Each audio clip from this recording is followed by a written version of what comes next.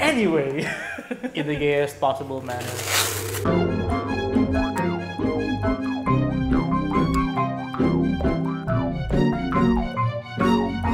Hello, everybody, and welcome to the Filipino Freethinkers podcast that's also a video. I'm Red. I'm Pepe. I'm Kevin. And today we're talking about Manny Pacquiao and what he recently said about LGBT people, in particular homosexuals, right? Or was it a blanket bigotry that he blurted out? No, homosexuals, yeah. Homosexual. So what is it in particular that he said? If you don't want to listen to us, or if you want to get the gist of it, here's what he actually said. It's a video. It's been going around. What did he say in the video?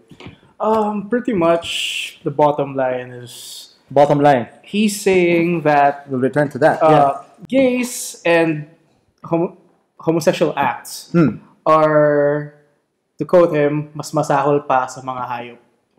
Worse than animals. Implying, of course, that homosexuals or LGBT folk are less than animals. And everyone's reacting to it.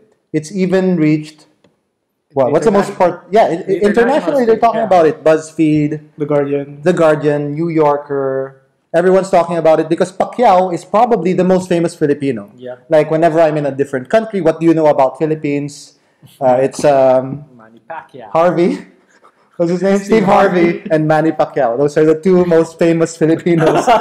Okay, anyway, Manny Pacquiao. He's the guy. He's the champion. There's usually a good story about him. You know, rags to riches, kind of inspirational and multiple title holder, and usually put in contrast with the other boxer guy, Mayweather, who's the wife beater, who's selfish and nobody wants to sponsor him. And here is Pacquiao, the model, until now, because now there's a movement actually asking for Nike to remove Pacquiao from their roster of sponsored athletes, or else people are going to boycott them. So we will talk about all of the reactions to this recent scandal. Is it a scandal? Of Pacquiao, right?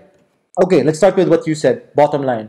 Okay. Right? Boy Abunda was one of the first to really voice a very strong opinion against what Manny Pacquiao said. But which is to be expected. Boy Abunda is, of course, gay himself. Yeah. He's also very progressive. And, of course, he would come out and, oppose what Pacquiao said. But surprisingly, there are some other people who chimed in as well. Actually, I was kind of surprised that compared to what would have happened a few years ago, the response to the statement, including people who were against it as well as defending Pacquiao, were more active. They were more numerous. And it was actually quite surprising to see people, not just LGBT, but even straight people,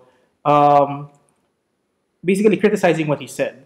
And I think it's actually something quite unheard of in the last, until recently. So when it comes to the actual statement, what irked people the most was probably, number one, that there was, the statement itself was factually wrong. And at the same time, it struck a nerve. It's basically saying that gays, and in consequence, their acts, supposed acts, are beneath the respect that you would normally give straight people. Okay. So that naturally irked a lot of people, and surprisingly not limited to just, the usual celebrities. Although it should be said that it also had very wide coverage, so to speak. Even people like, say, Lea Salonga, international celebrities, Pacquiao's Lea Salonga, to be fair, has also been very supportive of the LGBT community, the community, for a very long time. True. But there are people like, as you mentioned a while ago, Alma Moreno is even chiming in. I think that's initially was it true? Is it true? Is it the satire? There's two Alma Morenos. One of them is the fake one. Okay. And the other one is the real one, the fake one, saying, been there, done that. And then the real one is basically telling Pacquiao to, reconsider? if I'm not mistaken, basically Pacquiao went too far with his comments. Okay, don't be so bigoted. Just be the right kind. Don't go full bigot, Pacquiao. Come on, like, we keep it in check. We keep our bigotry in check, which is, I guess, what the main bigot of the Philippines, Tito Soto himself. That's crazy. Did you read that? Yeah. Like, he couldn't even get himself to agree with Manny. Like, when the village idiot, can't. Someone put a caption. Yeah. When the village idiot can't even get to agree with you. Yeah. What's happening here? What does that mean? But what did Tito Soto actually say? He basically said, "I cannot agree with you at all." Okay, at all. Yeah. So, Which but is did he surprising. expound on? Not really. He did not know. Okay, not really. I would be interested in that. But see what's happening here. This is a good thing, definitely. Like, would you disagree? Like, would anyone disagree? Like, would any progressive individual who is for LGBT equality, marriage equality, and all that disagree that this dialogue that's happening is a good thing? Like, we're talking about it. It's getting so much news. Like, whenever somebody in a prominent or popular position says something like this controversial, it starts a dialogue. Yeah. And it's an opportunity for people like us to have our say, and we will let's get this out of the way before we get into the importance of having a dialogue in the first place. What do we free thinkers have to say about what Manny Pacquiao said? Well, yeah, definitely. Like, I personally disagree with him. I know that what he said was factually incorrect, right? Because a lot of animals engage in homosexual activity. Like, so, a lot of videos have been going around of horses, both male horses having sex. Hey Manny, check this out. Manny, you missed this. Like, imagine the scenes in The Office where, like, someone who doesn't know what's going on, why are people watching gay animal sex? What's happening? And I mean, it's good that people are speaking out because I forget where the quote's from, but the remedy for bad speech is not censorship. It's more speech. So if there's bad speech, there should be more speech about that speech. You don't censor people. But I've been hearing some people say that, like, he should shut up or, like, don't talk. I mean, I can understand that, like, that reaction to something that's pretty horrible. Yeah. Like dehumanizing an entire sexual orientation, that's pretty horrible. Yeah. And so I can kind of understand the reason behind that, but I wouldn't say I approve of it when you're saying just shut up, stop talking. Like, no, I mean, you can voice your opinion, but you should be able to hear, like, these dissenting opinions as well. Yeah, we will get back to that in a bit as well, the importance of having dialogue. My initial reaction to this was, what did animals ever do to you? Like, why are animals so bad that you have to use them, like, in a negative comparison? I mean, if you've studied history, like, human beings are the worst animals. I mean, they've done some very good things as well, but human beings are the most capable to destroy the planet, to destroy entire tribes of human beings, to abuse children and cover up abuse, to allow the forced weddings of children to grown men. I mean, this is, I guess, more exclusive to human beings. So, worse than animals? I mean, that's another thing, right? Yeah. But on the issue of whether animals have sex, I mean, a lot of people initially reacted with the gay sex of animals, like, posted on everyone's walls, and I guess some people had too much pleasure watching those videos. But so what? So what if sex happens in the animal kingdom? I mean, does that make is that the reason that LGBT sex is okay? Yeah, just because it's natural doesn't necessarily makes it better. Yeah. Like, I mean, venom is naturally occurring. That doesn't make it good for you. Yeah. Also, rape is also a naturally occurring thing. Well, it's a different thing when it comes to animals because what's the idea of consent there? But a lot of horrible things happen, like murder. They're not civilized. They can't be. But just because it happens in the animal kingdom, does it legitimize it in our animal human context? Right. I mean, so justice is something that we make. It's not something that comes from nature. But as was mentioned to me by a lot of people, this is the easy argument to make. This is easy. Okay, it happens also in nature, and so you can be born with it. One of the biggest debates surrounding the whole LGBT issue is the nature versus nurture argument, right? So that if it's natural, then it's okay. But if it's something that you learn, then it could be a phase. It could be something that you just unlearn, and therefore we have things like these conversion therapies that have been proven to be bunk and even harmful. Actually, against human rights. And against human rights as well. But the more difficult and more nuanced argument to make is that we as human beings have our own culture that we make, and we decide for ourselves what's good or bad. We don't need to look to nature to figure out what's harmful or what's not. Those are mostly random. Evolution. The Darwin's birthday was just the other week. Yeah. But getting back to this point, we human beings have neocortex. We have more evolved brains. We have the capacity to think about ethics, to think about morals, and as free thinkers, or as a free thinker, where I come down on this is consent is all that's needed for two mature individuals to participate in the sexual act. Of course, notwithstanding issues of whether other people are being harmed, whether there's cheating involved. But at the very basic, I think two consenting adults is all that it takes for the sexual act to be legitimate. You don't need to show like a variety of animals also doing the sex. You don't have to even say that there's love involved. I mean, that's one of the other campaigns other than the I Was Born This Way campaign, which I think is unfortunate that became the anthem, because it again defaults to the natural fallacy. But that's the other campaign. Love wins. # love wins. But you can have sex without love. That's true. I mean, that's a form of slut shaming, or self-righteousness when you think that love is needed. Two consenting adults could have sex just for the fun of it. Yeah.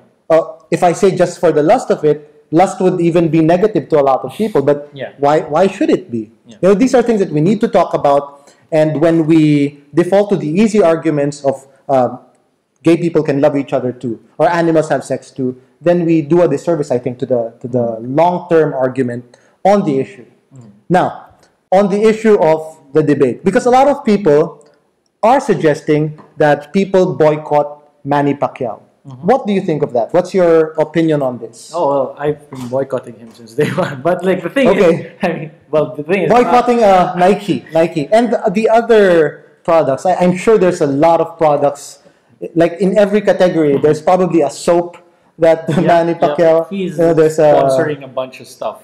There's makeup. There's whatever. I'm not right? sure about makeup. Okay. I have yet to see him endorse makeup. Okay, but deodorants or whatever, right? Rexona is probably a Manny Pacquiao. Alaxan or I think. But like boycotting Manny Pacquiao, I think comes in two forms. Like there's the economic boycott. Like you can boycott the products he's endorsing. Okay. And boycott maybe his fights. Don't read his books. Don't read his white papers. I don't know. Anyway, but there's also political boycotting, which is like because he's running for office.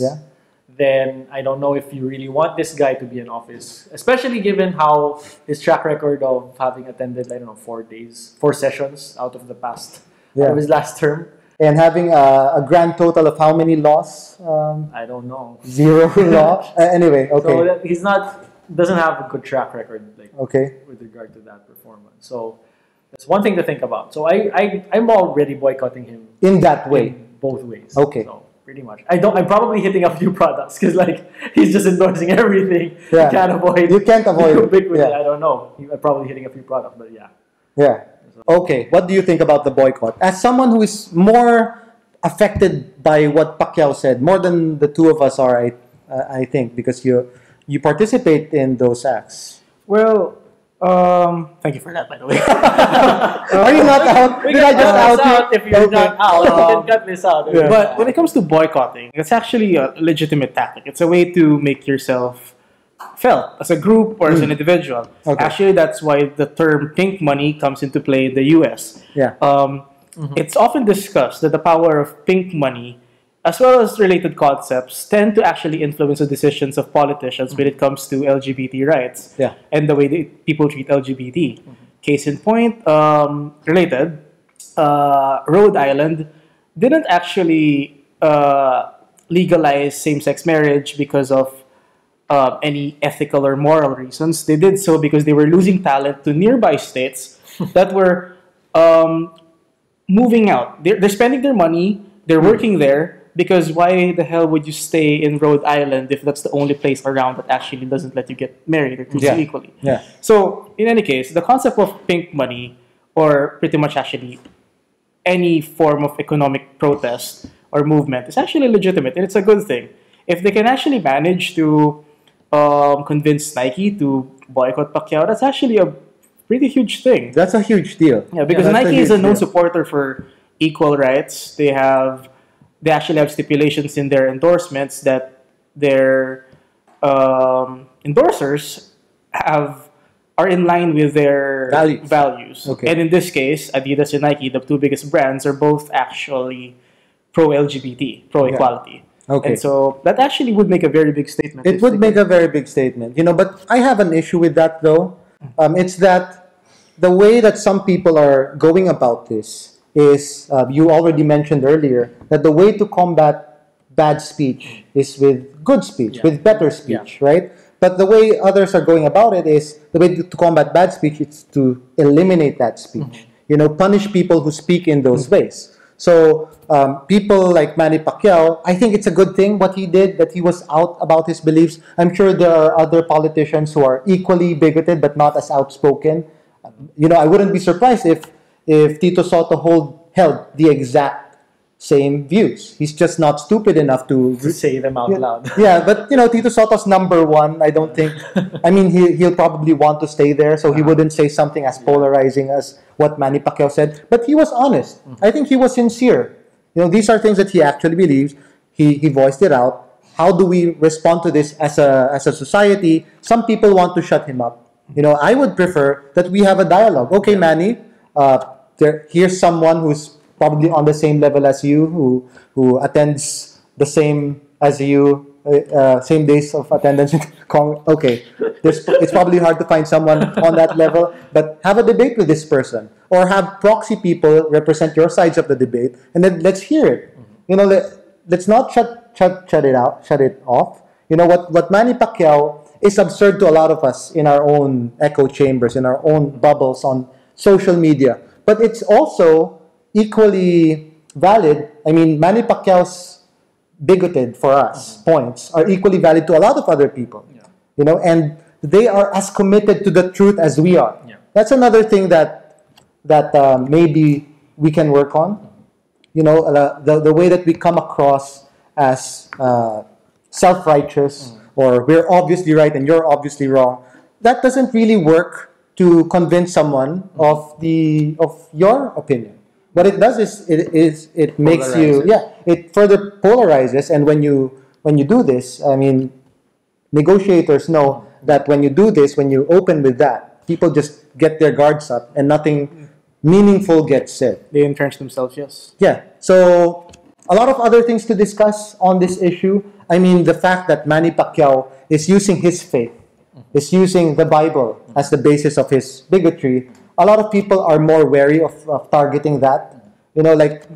Have you heard of people on your side saying, why should you even believe the Bible? Actually, this is one of the reasons why I'm actually encouraging, why I'm actually happy that people are discussing this, because it actually brings out into the open that one of the primary drivers of hate or discrimination towards LGBTs. People don't want to talk about it necessarily, but the fact that Pacquiao doesn't actually belong to the majority Christian sect here, the Catholicism, actually makes it easier for some Catholics, strangely enough, Catholics, to actually criticize him for his fundamentalism. So it's ironic, yes, but I'm not going to complain, because at the same time, it provides them a venue for introspection without actually directly criticizing themselves. Okay. And that actually leads to a discussion that was previously untouched for them. So, case in point, this morning, we were actually talking about... I actually had a friend who was... let's just say he was a very devout Christian. Okay. And normally, he would take less progressive stances. However, in comparison to what Pacquiao said, he actually had qualms with it. And the way he tackled it was in the only way he knew how. And from there, discussion started. People started realizing, wait a minute, why exactly do we believe in this? And why exactly does Pacquiao think this way? Yeah. How do we deal with people like Manny Pacquiao? Do we boycott them? Do we encourage more discussion? Let us know in the comments and in the meetup that is happening on the date and time that's on our website, on our social media networks. Please like, share, and subscribe on behalf of Pepe and Kevin and the analyst desk. Analyst. See you next week. What's an analyst?